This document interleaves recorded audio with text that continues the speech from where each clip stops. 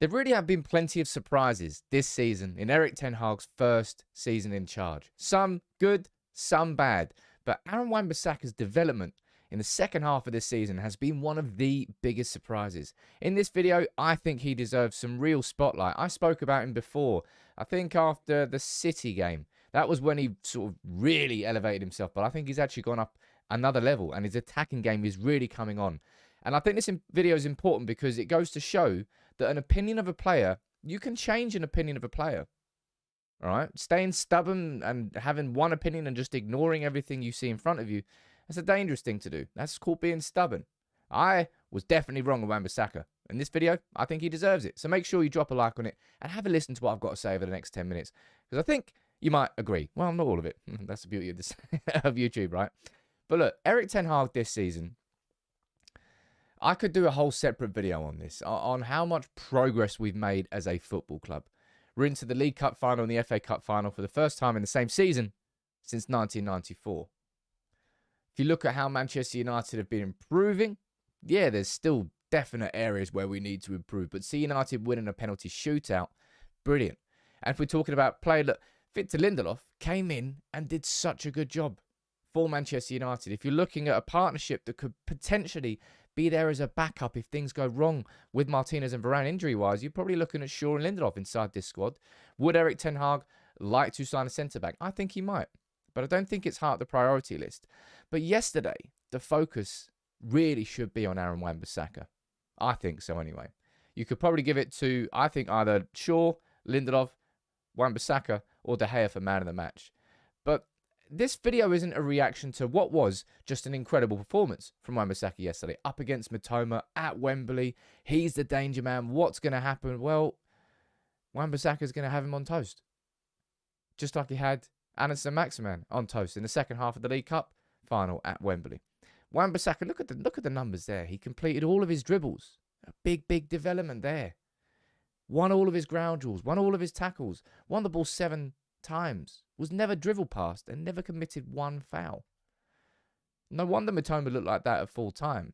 A very exciting player for Brighton, but somebody who was absolutely silenced by a player who has been doing that all season at Manchester United. Well, I say all season. The second half of the season, I think, would be fairer. But he's been doing that at Manchester United for a good amount of years. Look at that. He has the best, I don't know what true tackle means. Does that mean just a tackle that's completed? Sod knows. But Aaron Wan Bissaka, as James Maddison puts here, right? Probably the best one-on-one defender in the world, bar none. And this is a conversation that we have had before, right? Because this is a conversation that's existed for a long time. As I said, you have a look at how he played against St. Maximan. He was so dangerous in that first half of the League Cup final. And then you look at how he played against Mitoma. Skinned both of them. And over his career at United, whether it's Sterling, whether it's who else? Who else has he had in that wing? He's had plenty. Kind of too many to name, really. But the thing and the reason I'm doing this video and what I would say is a difference between Wan Bissaka that we've seen before to a Wan Bissaka that we're looking at now is his development. And this is probably the most crucial aspect of it. Because these conversations around Wan Bissaka being the best one-on-one defender in the world, right? It's not the first time we've heard that. Won't be the last time we hear that. But in this interview that he gave, look, what was it, yesterday? Yeah, I think it was 2 days before that FA Cup semi against Brighton. He spoke about how Ten Hag has helped him, as I said, helped him learn how to attack, or more to the point, relearn how to attack.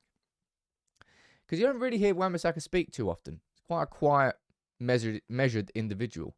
So that's why I found this interview quite fascinating. I'm going to run through some of the quotes from him now, and then have a conversation overall about Dalot, Wan Bissaka, and Wan Bissaka's future at the club. He said, look, you don't expect it to happen overnight in terms of improving. It takes time, concentration, focus, and understanding.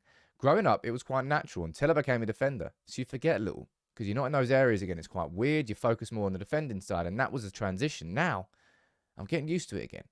It's put me in those positions to get used to it because there is a chance in the game where I have to be in those positions for myself or to make space for another player. Those crossing opportunities always come up in a game, so you have to be prepared for them. And you have to keep practicing them and training them.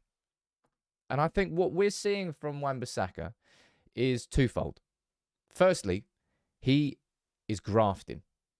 He's working hard in training, and you're seeing the product of that good work.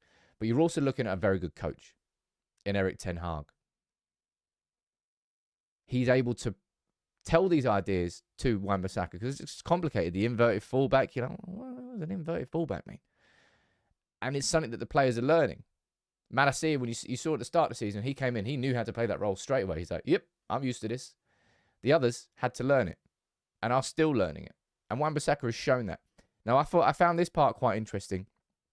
It's from Mike McGrath talking about what Ten Hag is actually asking his fullbacks to do. And look, they've been asked to never go in a straight line facing up the pitch. Don't just run down the flank. Cut inside. That's what the inverted fullback does. Cuts inside, overloads the middle. No one really knows what to do in the defence, and it causes problems and confusion, which other players can punish by using those spaces. That's what he's been doing here. And he was talked about it in a bit more detail. I think it's getting involved more in the higher part of the pitch, which is what Ten Hag wants. That is what I've been giving him. He wants the fullback and the winger to be on opposite lines. So if one is on the outside, the other's on the inside. That's what's been happening in the games on both sides of the pitch. It gives more options for other players. It creates space for other areas of the pitch. Now it's natural. It's what we do in training. It's what we practice. So we have to make it a habit to create as many options as possible. Wan Bissaka here is so sort of confident in what Ten Hag is actually teaching him that he's teaching Mike McGrath. Almost. That kind of teaching me. Explaining that if the winger's on the outside, the fullback goes on the inside and vice versa. Always create two options. He clearly knows what he's talking about because Ten Hag is coaching him well. It's about timing. When to be in certain positions at different times to get forward and be an option. The more players in the box, the better. What it is just having that understanding of what the coach demands. He's demanding, and it brings out the best of us. My aim is to keep improving and using each game step by step. And I think that game there against Brighton, again, was a real step for Wan Bissaka. And I'll be totally honest, I did not see this coming. Absolutely eating humble pie about being wrong about Wan Bissaka. Because Ten Hag, if you're looking at the first half of the season was all about Delo. Post-World Cup, it's been all about Wan Bissaka. And when he was asked at the start of April, he's like, yeah, it's close between the two of them. This is what he said. He said, I think it's really close to competition between them. Maybe Aaron gives you a little bit more defending and Diogo gives you a little bit more offence. But I have to say both have made progress in both areas. And I think that's the key thing here. Now, look, you're seeing reports that Wan Bissaka is maybe Ten Hag's considering offering him a new contract. And he spoke about that himself. He said, look, it's always been my intention to stay. I'm happy here. I've been happy since I joined the team. That's what I've worked for. And that is what I continue to work for. And that's where I think my opinion might now... I'm kind of at a crossroads, in my opinion. Not that you care that much, but just explaining. I always considered Delo, Wan Bissaka, we could be shifting him and moving him on. But now if I think about it, and I think about there's certain games where you're going to play up against certain types of wingers. And you're going to be wanting to be a little bit more defensively resolute. I think Wan Bissaka is the perfect person for Ten Hag to have on that bench. And I think almost... And look, both of them can stay. Both of them could have futures and continue this development that they've done this season. But maybe if Ten Hag's looking at improving his right-back options, it might be to keep Wan Bissaka there in those games where you need to really shore up your defence. But Wan Bissaka's shown that he's developing going forward too. And then maybe upgrading Diogo Delo and having Wan Bissaka and Delo and whoever that other right back would be as the two options. I don't know. It's just something I've been thinking about because I wasn't like resolute that Wan Bissaka had to be sold. I just felt that if the right big came in, because he didn't have that natural profile of a defender going forward that Ten Hag wants, that he'd probably want to sign someone else. But maybe I'm wrong on that. And that I just think Wan Bissaka has proven that development can happen. Really good development can happen in players with the right coaching there. Perfect example. You won't get a better example of that this season, I don't think. You could say Rashford. Rashford really found himself. I think that was a little... Wan Bissaka's a bigger surprise for me. I'm not surprised about Rashford's season. I'm delighted with it. But Wan Bissaka's improvement, Wan Bissaka's development, I'm surprised. To the point now where I think there is a genuine chance that he gets a new contract. when you think about the idea of having different options on the bench for different games and different opportunities. Different players are required. And as James Maddison says, there's arguably none better than Wan Bissaka. I want to know where you stand. This is a really curious and interesting talking point. But Ten Hag has developed so many players, and maybe none more so than Wan Bissaka, certainly from a surprising perspective. You let me know what you think in the comments.